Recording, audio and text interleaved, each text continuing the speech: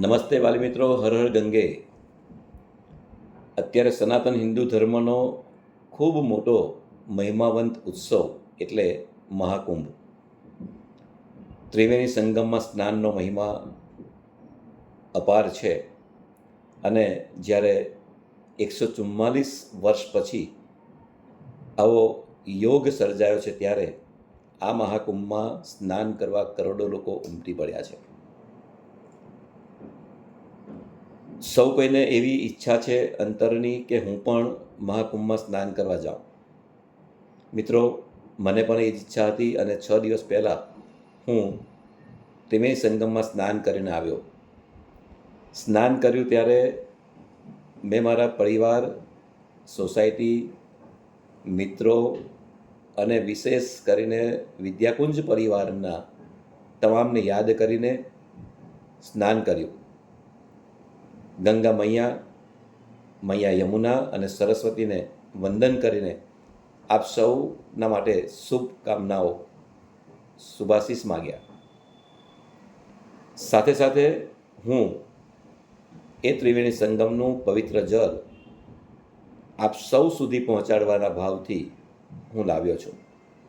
મિત્રો, આપણા વેદ પુરાણમાં કહેવાયું છે, ઋષિમુનિઓ અને શંકરાચાર્યો સંતો કહે છે કે જે કોઈ આ ત્રિવેણી સંગમમાં મહાકુંભમાં સ્નાન કરવા જઈ શક્યું નથી એણે અફસોસ કે દુઃખી થવાની જરૂર નથી, પોતાની જાતને કોસવાની જરૂર નથી, હું નસીબદાર નથી એવું કહેવાની જરૂર નથી. પરંતુ જો તમારા સ્વજન કોઈ પણ ગયું હોય, મિત્રો ગયા હોય અને તે જળ લાવ્યા હશે, એ જળના તમે છાંટણા કરશો તો પણ તમને ત્રિવેણી સંગમમાં સ્નાન કર્યાનું પુણ્ય મળશે, એનો અનુભવ થશે. ત્યારે આવતીકાલે વિશેષ સ્નાન છે. માગસર મહિનાની પૂનમ એટલે માઘ પૂર્ણિમા. માઘ સ્નાનનો મહિમા ખૂબ છે. પવિત્ર નદીમાં સ્નાન કરીને ભગવાન વિષ્ણુ, મૈયા લક્ષ્મીજી અને ચંદ્રદેવની પૂજા કરવાનો મહિમા વિશેષ છે. સાથે સાથે દાન પુણ્યનો પણ આ મહિમાવંત દિવસ છે. ત્યારે આવતીકાલે મહાકુંભમાં કરોડો લોકો ઉમટી પડ્યા છે એવું સોશિયલ મીડિયા, ટીવીના મીડિયાના માધ્યમથી તમે જોઈ શકશો.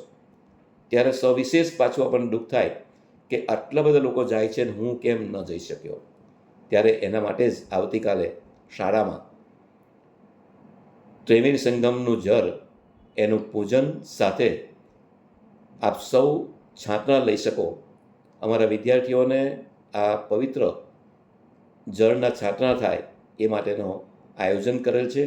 એનો લાભ વિદ્યાર્થીઓને તો સારા સમય દરમિયાન મળશે જ, પરંતુ વાલી મિત્રો અને જે કોઈ શુભેચ્છક મિત્રો હોય એ સૌને પણ હું આમંત્રિત કરું છું. આવો, આપ પણ ભલે ત્યાં જઈ નથી શક્યા પરંતુ આ જળનું પૂજન સાથે આપ છાંટણા લો એ માટે હું આપને આવકારું છું. આવતીકાલે સવારે 8 કલાકથી સાંજે 6 કલાક સુધી વિદ્યાકુંજ ગુજરાતી માધ્યમમાં આ આયોજન કરેલ છે. તેમાં આપ સૌને પુનઃ આમંત્રણ આપું છું. હર હર ગંગે.